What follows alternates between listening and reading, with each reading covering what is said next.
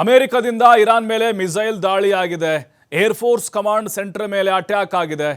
ಇನ್ನು ಇಸ್ಫಹಾಸ್ನ ವಾಯುಸೇನೆ command centre ಧ್ವಂಸ ಆಗಿಬಿಟ್ಟಿದೆ. ನೋಡಿ, ಕಂಪ್ಲೀಟ್ ಆಗಿ ಅವರ ಸೇನಾ ನೆಲೆಗಳನ್ನು ಗುರಿಯಾಗಿಸಿಕೊಂಡು ದಾಳಿ ನಡೀತಾ ಇದೆ. ಇಲ್ಲಿ ಇಸ್ಫಹಾಸ್ ಅನ್ನುವಂಥ ಒಂದು ವಾಯುಸೇನೆ ಇದೆ ಅಲ್ವಾ, ಅವರ ಏರ್ಬೇಸ್ ಇದೆ, ಕಮಾಂಡ್ ಸೆಂಟರ್ ಕೂಡ ಹೌದು.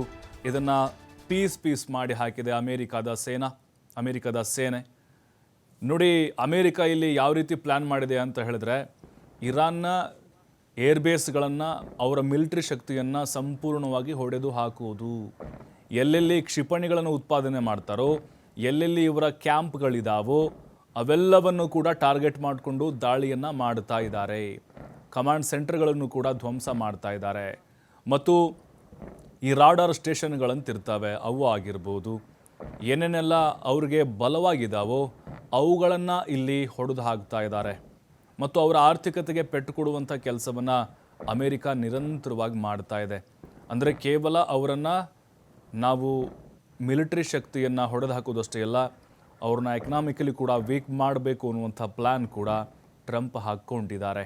ಹಾಗಾಗಿನೇ ಈ ಯುದ್ಧ ಸದ್ಯಕ್ಕೆ ಮುಗಿಯುತ್ತಾ ಅಂದರೆ ಖಂಡಿತವಾಗೂ ನಮಗನ್ನಿಸ್ತಾ ಇದೆ ಇದಿನ್ನೂ ಮುಗಿಯೋದಿಲ್ಲ, ಜಾಸ್ತಿ ಆಗ್ತಾ ಹೋಗುತ್ತೆ.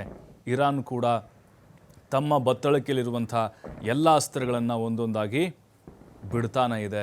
ಹಾಗಾಗಿನೇ ಈಗ ಇರಾನ್ನವರು ಕೂಡ ಬೆಚ್ಚಿ ಬಿದ್ದರು ಅಂತ ಅವ್ರು ಅಂದ್ಕೊಂಡಿದ್ದಾರೆ. ಆದರೆ ಅಸಲಿ ಆಟ ಇರಾನ್ ಶುರು ಮಾಡಿದೆ.